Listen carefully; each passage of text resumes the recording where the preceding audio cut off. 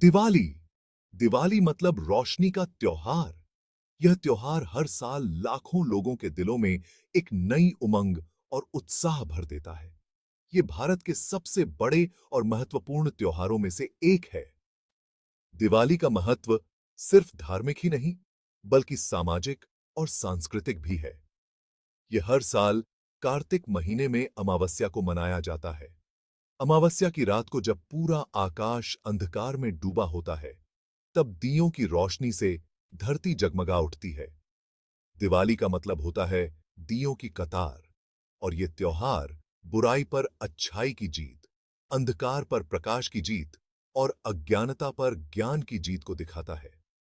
यह त्योहार हमें याद दिलाता है कि चाहे कितनी भी कठिनाइयां क्यों ना हो, अंत में सच्चाई और अच्छाई की ही जीत होती है। यह त्योहार पूरे भारत में बहुत उत्साह और खुशी से मनाया जाता है। लोग अपने परिवार और दोस्तों के साथ मिलकर इस त्योहार का आनंद लेते हैं।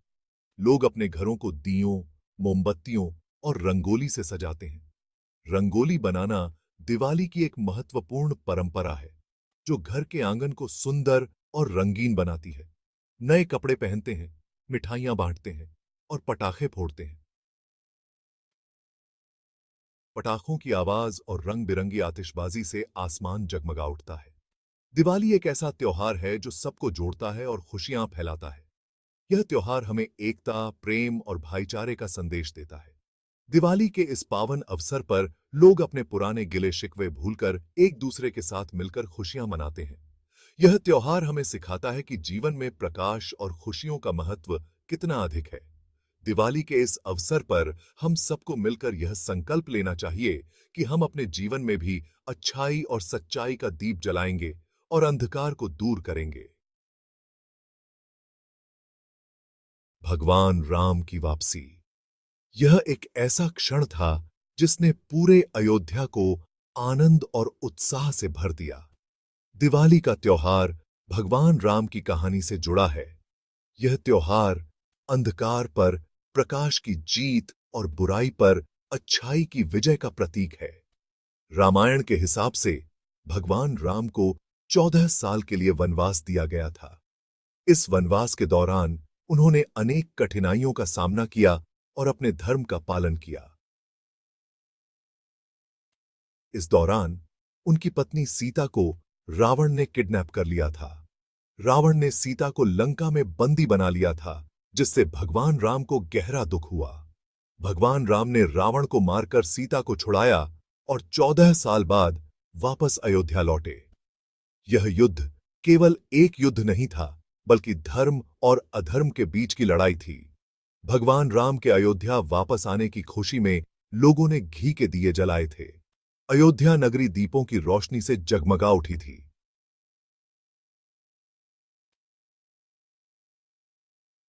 और हर घर में उत्सव का माहौल था। तब से दिवाली का त्योहार बुराई पर अच्छाई की जीत के रूप में मनाया जाता है।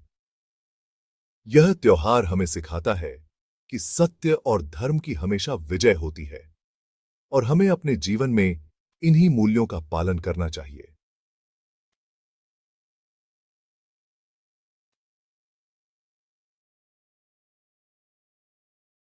धनतेरस, समृद्धि का स्वागत। यह त्योहार हर घर में खुशियों और समृद्धि का संदेश लेकर आता है। दिवाली का त्योहार 5 दिनों तक चलता है। यह पर्व अंधकार पर प्रकाश की विजय का प्रतीक है और हर दिन का अपना विशेष महत्व है। इसकी शुरुआत धनतेरस से होती है। इस दिन लोग अपने घरों को सजाते हैं और विशेष पूजा अर्चना करते हैं। इस दिन लोग धन और समृद्धि की देवी लक्ष्मी और धन्वंतरी, जो आयुर्वेद के देवता हैं, उनकी पूजा करते हैं। यह पूजा परिवार की सुख समृद्धि और स्वास्थ्य के लिए की जाती है। कहते हैं कि इस दिन सोना, चांदी या बर्तन खरीदने से घर में सुख समृद्धि आती है। यह परंपरा सदियों से चली आ रही है और आज भी लोग इसे मानते हैं। धनतेरस के दिन बाजार सजते हैं और लोग शॉपिंग करते हैं। बाजारों में रौनक होती है और हर तरफ उत्सव का माहौल होता है। ये दिन नया बिजनेस शुरू करने के लिए भी अच्छा माना जाता है। लोग इस दिन नए व्यापार की शुरुआत करते हैं और इसे शुभ मानते हैं। इस दिन लोग पारंपरिक मिठाइयां और व्यंजन भी बनाते हैं। घरों में रसोई की रौनक देखते ही बनती है। बच्चे पटाखे जलाते हैं और परिवार के लोग एक दूसरे को मिठाइयां और उपहार देते हैं। यह समय परिवार और दोस्तों के साथ खुशियां बांटने का होता है। शाम को लोग दिए जलाते हैं और घरों को रोशनी से सजाते हैं। यह दृश्य मन को मोह लेने वाला होता है और हर तरफ उजाला ही उजाला होता है।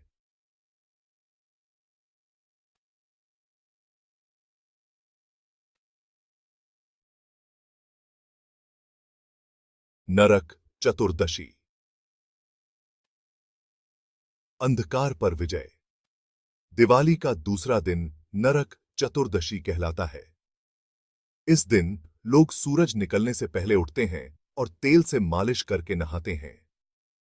यह दिन भगवान कृष्ण द्वारा नरकासुर नामक राक्षस को मारने के उपलक्ष्य में मनाया जाता है। नरकासुर को मारना बुराई पर अच्छाई की जीत को दिखाता है।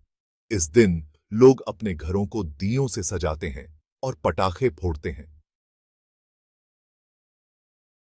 लक्ष्मी पूजा धन और समृद्धि की देवी। दिवाली का तीसरा दिन और मुख्य दिन लक्ष्मी पूजा कहलाता है। इस दिन लोग धन और समृद्धि की देवी लक्ष्मी की पूजा करते हैं। लोग अपने घरों को दियों, कैंडल्स और रंगोली से सजाते हैं। वे नए कपड़े पहनते हैं, मिठाइयां बांटते हैं, पटाखे फोड़ते हैं। लक्ष्मी पूजा के दिन लोग अपने घरों में सुख समृद्धि के लिए देवी लक्ष्मी से प्रार्थना करते हैं। गोवर्धन पूजा प्रकृति का सम्मान। दिवाली का चौथा दिन गोवर्धन पूजा कहलाता है। इस दिन लोग गोवर्धन पर्वत की पूजा करते हैं। यह दिन भगवान कृष्ण द्वारा इंद्र के गुस्से से गोकुल वासियों को बचाने के लिए मनाया जाता है। भगवान कृष्ण ने अपनी छोटी उंगली पर गोवर्धन पर्वत को उठाकर गोकुल वासियों को इंद्र के गुस्से से बचाया था। यह दिन प्रकृति के प्रति सम्मान और कृतज्ञता दिखाने का दिन है। भाई दूज, भाई बहन का प्यार। दिवाली का पांचवां और आखिरी दिन भाई दूज कहलाता है। इस दिन बहनें अपने भाइयों के माथे पर तिलक लगाकर उनकी लंबी उम्र की कामना करती हैं। भाई भी अपनी बहनों को तोहफे देते हैं और उनकी रक्षा का वचन देते हैं। यह दिन भाई बहन के प्यार और उनके मजबूत रिश्ते को दिखाता है। भाई दूज के दिन लोग एक दूसरे के घर जाते हैं और खाना खाते हैं। दिवाली का सार। दिवाली सिर्फ एक त्योहार नहीं है, बल्कि यह हमारे जीने का तरीका भी सिखाता है।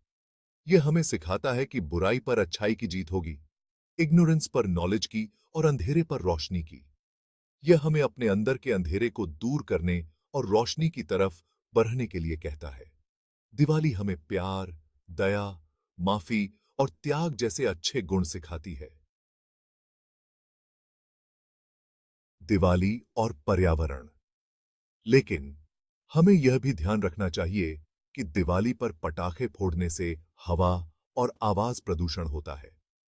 इसलिए हमें पर्यावरण के प्रति जागरूक रहना चाहिए और ऐसे पटाखे नहीं फोड़ने चाहिए जो प्रदूषण फैलाते हैं।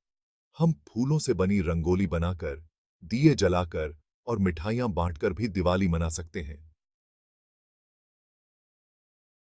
दिवाली एकता और भाईचारे का प्रतीक। दिवाली का त्योहार हमें एक साथ रहने और भाईचारे का संदेश देता है। यह हमें जाति, धर्म, भाषा और संस्कृति से ऊपर उठकर एक दूसरे के साथ प्यार और शांति से रहने के लिए कहता है। यह त्योहार हमें याद दिलाता है कि हम सब एक हैं और हमें इंसानियत के रिश्ते को मजबूत करना चाहिए। आइए हम सब मिलकर दिवाली का त्योहार खुशी और भाईचारे के साथ मनाएं।